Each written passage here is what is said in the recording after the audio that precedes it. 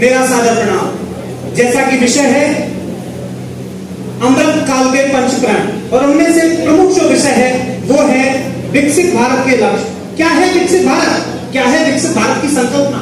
क्या विकसित भारत वो भारत है जो हमारे आज का भारत है, या फिर इससे कहीं आगे का भारत है? अगर मैं आज की बात करूं तो वैश्विक अर्थव्यवस्था में भारत 5वें नंबर की रैंकिंग रखता है। यह विकसित भारत की तरफ ही हमारा बढ़ता कदम है।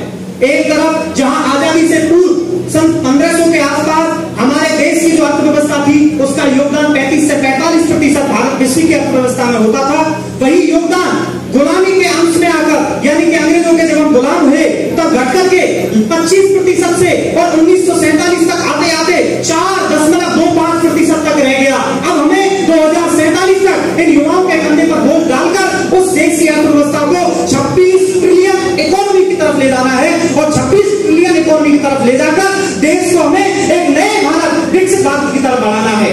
हमारा देश कभी सोने की चिड़िया कहा जाता था। क्यों कहा जाता था?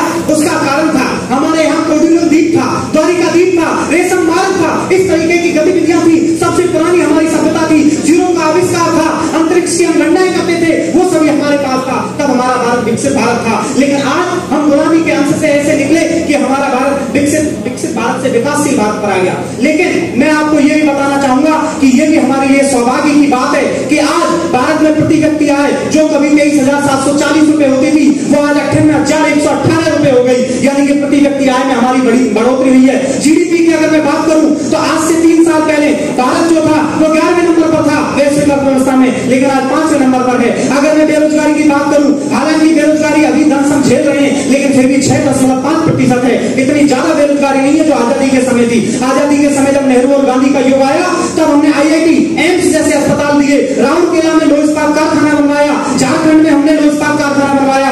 आज देखिए कि हम मेडिकल इंडस्ट्री में पूरे विश्व में नंबर 1 पर हैं। यह विकसित भारत भारत का भारत है जो 2047 तक सिर्फ मेडिकल इंडस्ट्री में नहीं, ऑटोमोबाइल, मोबाइल जैसे क्षेत्र में भी आगे बढ़ेगा। लेकिन साहब फिर भी कुछ न कुछ कमियां हैं जिनको नवाचारों में हमें बदलना है। हमें रोकना है सुंदर पिचाई का पलायन, हमें रोकना है सत्या नडेला का पलायन। जब सुंदर पिचाई भारत का भारत में रहेगा, सत्या नडेला भारत का भारत में रहेगा, तब वो फेसबुक और माइक्रोसॉफ्ट को कोई सीईओ नहीं मिलेगा। तब वो फेसबुक और माइक्रोसॉफ्ट हमारे देश में आएगा और हम एक ऐसे भारत की संकल्पना को साकार करेंगे जो विकसित भारत के रूप में हमारे समक्ष होगा। और नागरिकों के मूल कर्तव्य के रूप में तो हमारा संविधान पहले से ही हमें प्रेरित कर रहा है। सरदार स्वर्ण सिंह समिति की सिफारिश पर संविधान के भाग 4A में हमारे मूल कर्तव्य जोड़े गए। और मूल कर्तव्य को ही हमने पंच प्रण के 5वें प्रण के रूप में रखा। और हमारे जो नीति निर्देशक